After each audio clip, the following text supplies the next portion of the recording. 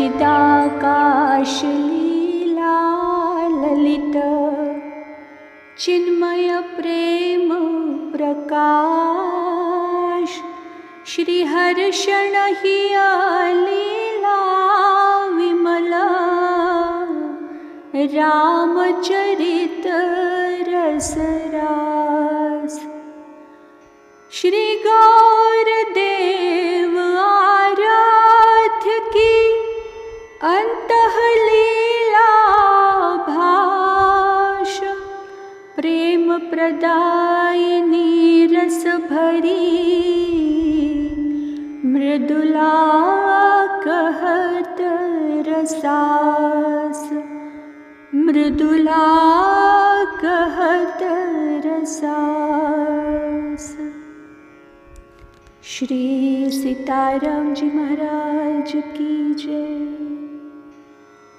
अनंत श्री विभूषित हमारे सद्गुरुदेव भगवान श्रीमद् राम हर्षणदास जी महाराज जी ने हम सब अपने आश्रित जनों के कल्याण, आत्मचिंतन व कालक्षेप हेतु अपने चित्त रूपी गगन में उदित श्री सीताराम जी की चिन्मयी लीलाओं का वर्णन अपनी असमूर्त कृति चिदाकाश की चिन्मयी लीला में किया है, जिसका पठन पाठन व स्मरण चिंतन अध्यात्म प्राप्ति की हेतुभूता है।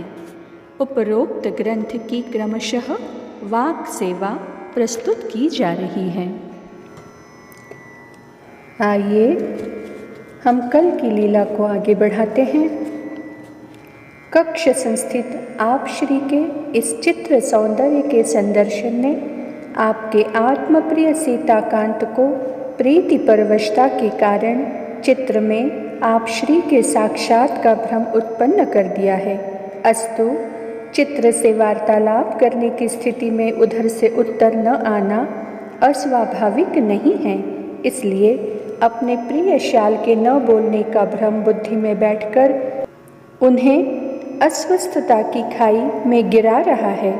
अतएव प्राणेश्वर शीघ्र अपनी मधुर वाणी का अमृत घोल वैदेही वल्लभ के कर्णों में उड़ेलकर उन्हें प्रकृतिस्थ करने की कृपा करें, जिससे श्याम सुंदर का विकसित मुख कमल दर्शन कर सुख की अनुभूति करें हम सब। सिद्धि कुंवरी ने साश्रु कहा।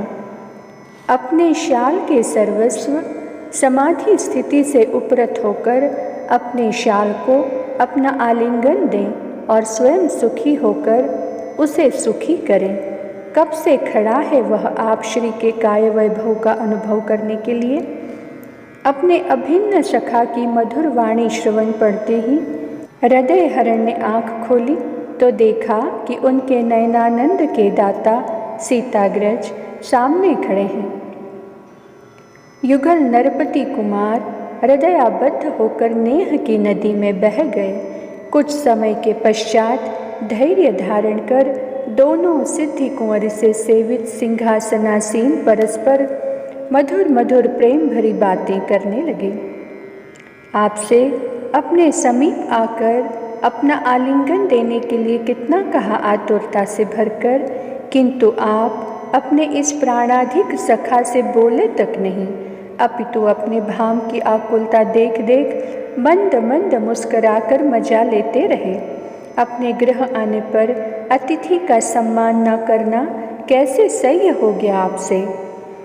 श्याम सुंदर का यह प्रिय सखा यहाँ था ही नहीं, वह कैसे स्वप्राण प्रिय सत्कारार्ह संबंधी का शिष्टाचार पूर्ण सत्कार करता। आपके भाम ने अपनी श्याल को यहाँ आते ही देखा कि उच्चासन पर बैठे हुए अपनी श्री शोभा से कक्ष की सुंदरता का संवर्धन कर रहे हैं। अनुनय विनय करने पर भी विदेह कुमार अपने आत्मसखा को आश्वस्त न कर सके।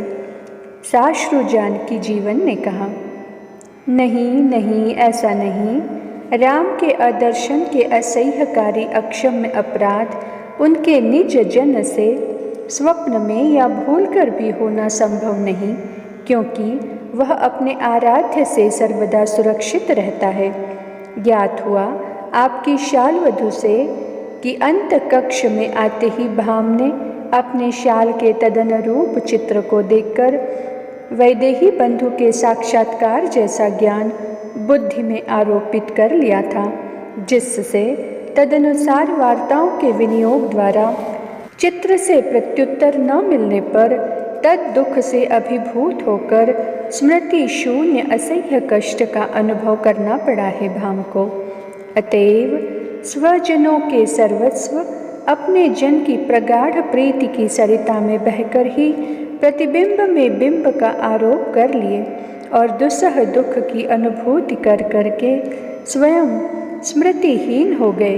किंतु धिक्कार है इस शाल कहाने वाले श्याम सुंदर के स्वजन को, जो स्वयं को प्रेम विकृतियों से अपने को बचाकर अपने पर इतना अत्यधिक स्नेह करने वाले सर्वस्व को अपने बुद्धि कौशल्य से समझाकर उन्हें प्रकृतिस्थ करने का प्रदर्शन करा रहा है। उनके स्नेहासिक्त परिकरों को साश्रु मिथिलेश कुमार ने कहा, तो आप यहाँ नहीं थे? अहो, अपने शाल जैसा किसे देखा? अब भी जिसकी अनुभूति पृथक नहीं हुई चित्त से। यह वैदेह बंधु तो अभी अभी आया है, आपकी दैन्य दशा की कथा श्रवण कर आकर अपने भाम को स्वयं उस स्थिति से पृथक करने के प्रयास को सफल पाया।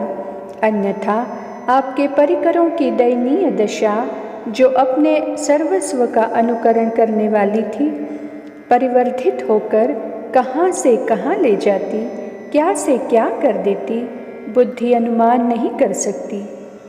स्वजन वत्सल निरीक्षण करे, इसी चारुतम चित्र का दर्शन आपकी शालवधु ने कराया था कि नहीं?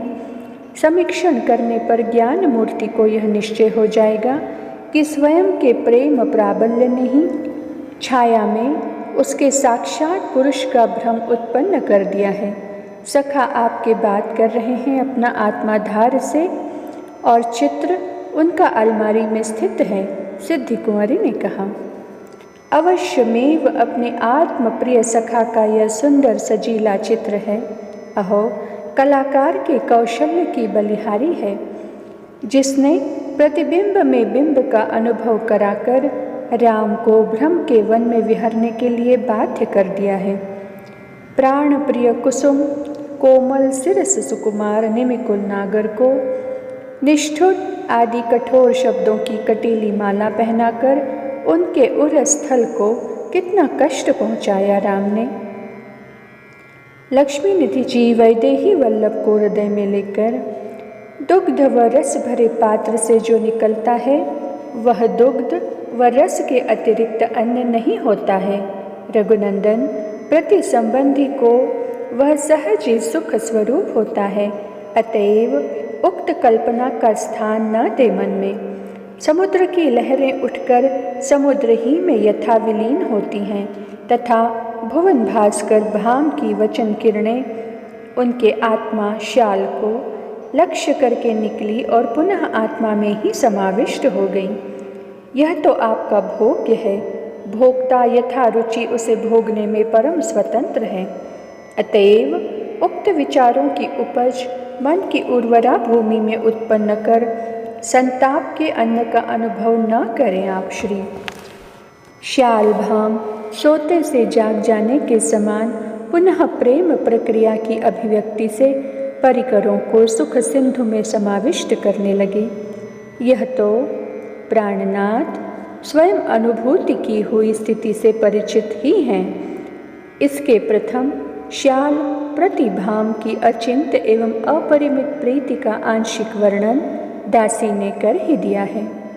इस प्रकार अपनी वल्लभा के मुख स्वयं के प्रति सीताकांत की प्रेम कहानी श्रवण कर नेह की नदी में बह गए और पुनः धीरज का सहारा लेकर श्री राम की रहस्य गाथा श्रवण करने के लिए सुमुत्सुक हो गए। आज की लीला को वाणी यही विराम देती है। श्री मिथिला विहारी विहारणी जो सरकार की जय। श्री लाडली लाल की जय हो।